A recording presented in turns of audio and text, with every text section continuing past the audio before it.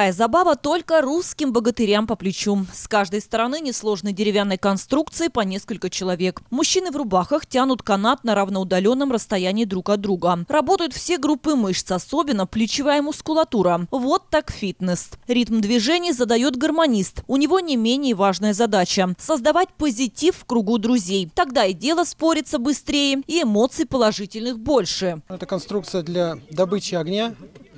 Мы с утра, с 10 утра собирали, вкапывали столбы, и путем трения добывается огонь. Конструкция сделана из 7 ольховых бревен разного диаметра. Здесь каждая деталь вроде бы примитивная, но играет важную роль в процессе добычи стихии. Важно, чтобы все было собрано из ольхи, потому что она при трении как раз дает высокую температуру. Сухая ольха должна быть, а у нас ольха немножко влажная, поэтому слишком сложно все это получается. Вместо 15 минут потрудились около часа. Но и это не повод для расстройств. Тем и ценен результат, когда силы времени вложено многократно больше. Без спичек и зажигалок мужчины добывали огонь. Методик добычи огня очень много. Кто-то просто палочками вручную делает.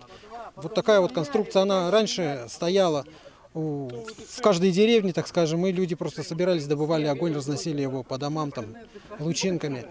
И здесь, на полянке за городским прудом, заветную лучину с огненным цветком добытчики несут к костровищу. Через секунду в деревянном котле начинает играть пламя. Славно потрудились над знакомством с одной стихией и тут же, дабы набраться энергии, окунаются в другую. Молодецкие забавы проходят на праздники. На празднике у мужчин, у парней есть возможность проявить себя, проявить свою богатырскую силу, показать молодецкую удаль. Есть, допустим, такой интересный момент, когда атаман в стенке видит излишнюю агрессивность, упали, отжались. Я как-то сначала даже упали, отжались, ладно, перерывчик такой. Оказалось, что когда у парня, у мужика идет агрессия, ему охота в морду дать. Упали, отжались, он эту энергию выпускает, лишнюю дурь, лишняя я уходит. И идет уже такая дружеская борьба. Ну, а нашим витязям, конечно, хочется пожелать, чтобы они прежде всего победили в душе кривду,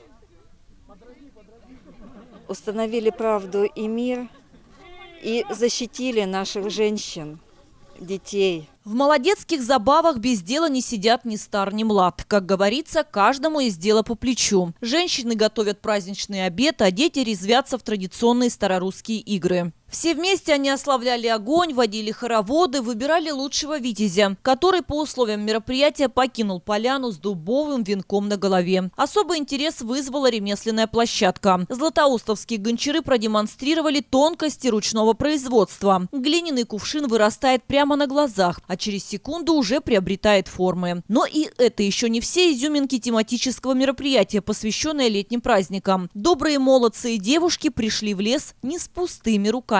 В этот солнечный день на поляне за городским прудом участники мероприятия посадят сотни саженцев дуба. Именно это дерево символизирует надежную защиту, силу и мощь. В завершении праздника всех участников ждал пир и прыжки через костер. А самые смелые смогли испытать себя и прогуляться по уголькам босиком.